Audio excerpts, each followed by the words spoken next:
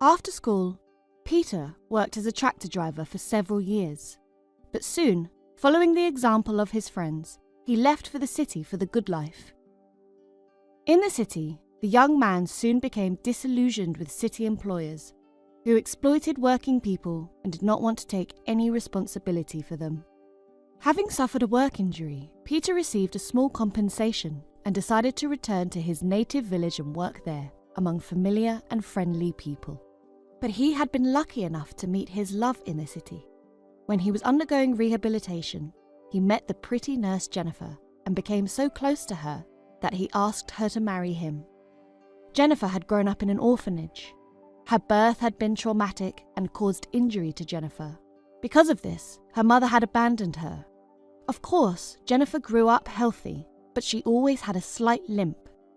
Since she had no relatives, Jennifer immediately agreed to leave the city life and go with her beloved to the countryside. Peter's mother, Helen, was delighted with the young couple's arrival, and she took a great liking to her future daughter-in-law. Jennifer was meek, kind, responsive, and never sat idle.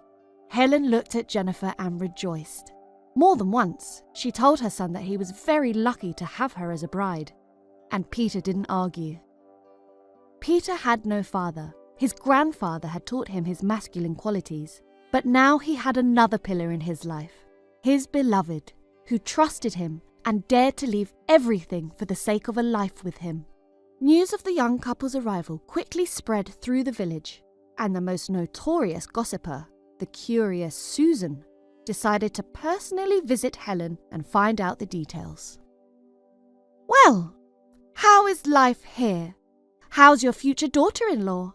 Probably jaunty and sassy all the time. I heard that she was from an orphanage. She most likely has no family values." Susan inundated Helen with questions, hoping to find out any unpleasant details.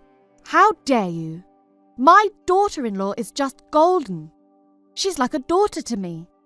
We live soul to soul, and she respects my son, and she's always affectionate and friendly." Susan was clearly dissatisfied. She made another attempt. "What about the job? Isn't she a nurse? Probably doesn't have a mind since she left the city so easily. God forbid I should get an appointment with her." Helen was unhappy with the way Susan spoke about Jennifer, but she did not argue further because she realized that it was useless. It was impossible to explain anything to people like Susan. They would understand in their own way anyway. Jennifer quickly got used to her new family, and in the village, the locals began to greet her when they met. At home, Peter felt free again. He began to work as a tractor driver on the farm and bring money into the home. Jennifer got a job as a nurse in a medical office. The young people lived in peace and harmony. They never quarreled and were preparing for their wedding. Everyone in the village saw that the young couple were in love and would become faithful and reliable spouses, so they always greeted them with smiles and wished them happiness.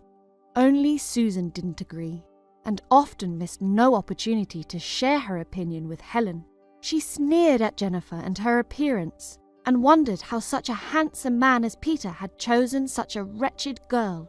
Helen was amazed at how cruel and unpleasant Susan was. The woman judged people superficially, and once she had made her opinion, she never changed it. So it happened with Jennifer.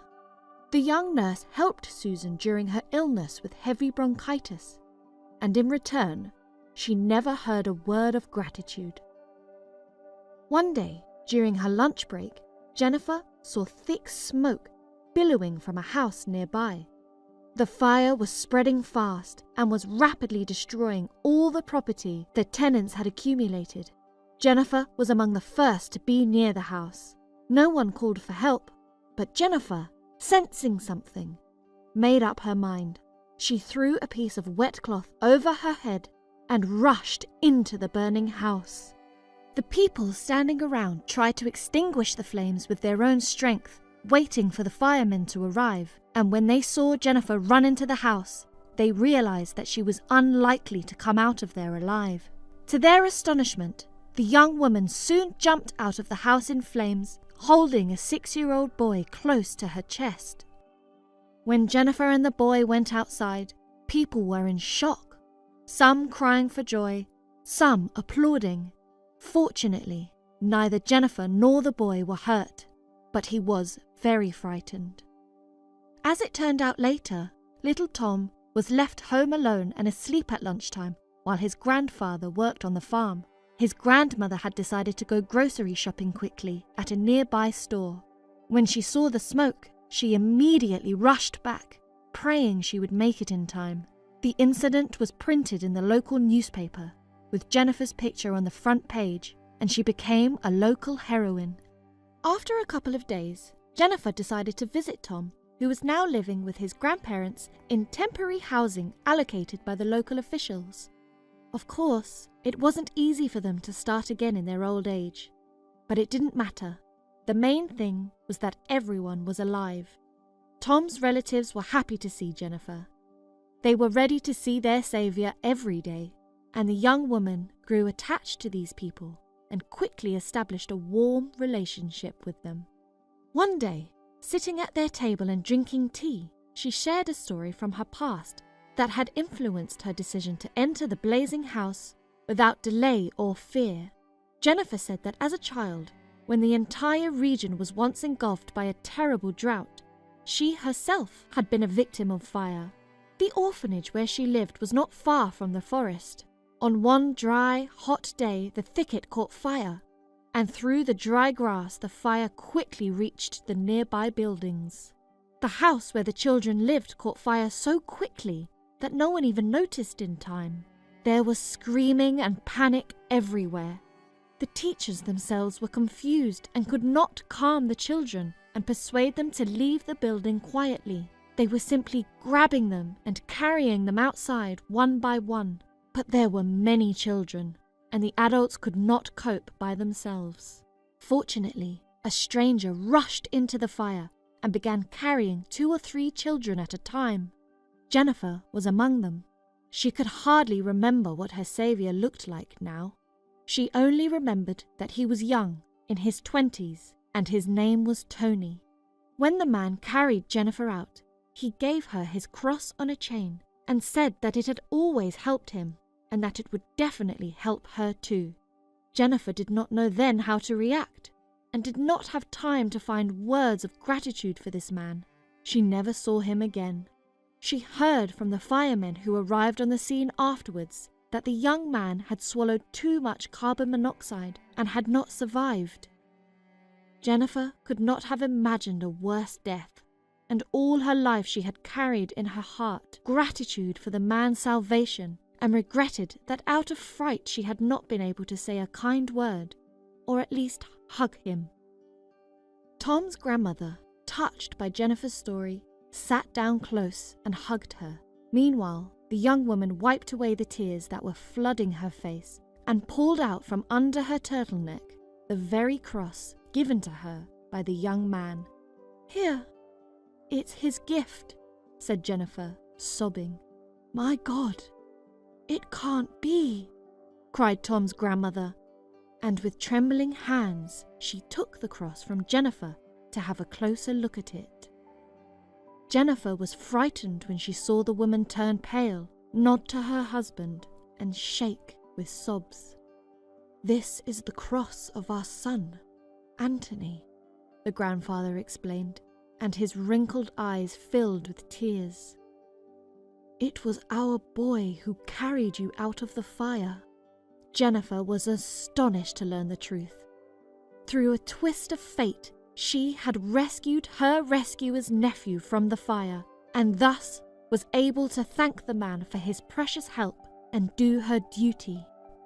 Soon the whole village knew about the story that connected Jennifer and Anthony, and the young woman began to be treated with even greater respect. Many even believed that it had all happened for a reason, and that there was something special in the young woman beyond comprehension. A couple of months later, Peter and Jennifer were married. All of Anthony's relatives were invited to the wedding because now they considered each other to be kindred people. But Susan was not invited to the wedding, and when she found out about it, she rushed immediately to Helen to shame her. "What do you want?" Helen asked the spiteful woman. "What? Shame on you! We have been friends for so many years. I always tell you everything first, and you do this to me?" shouted Susan out of anger and resentment. Helen calmly listened to her and, taking her aside so that the children did not hear their conversation, harshly told Susan everything she had long wanted. Helen warned her that she would not allow her to say any more nasty things about her sweet and dear Jennifer. She also threatened that if Susan did not stop, she would tell everyone about the mean nature of the gossiper. She remembered very well how Susan had flirted openly with the husband of their mutual friend, who had been away visiting her sick mother, how she had sprayed chemicals on the neighbour's front garden, and many other ugly things. Susan has not been in Helen's house since. Peter and Jennifer went on their honeymoon by the sea immediately after the wedding, and the main village gossiper, Susan, went around the village telling everyone what a wonderful daughter-in-law Helen had.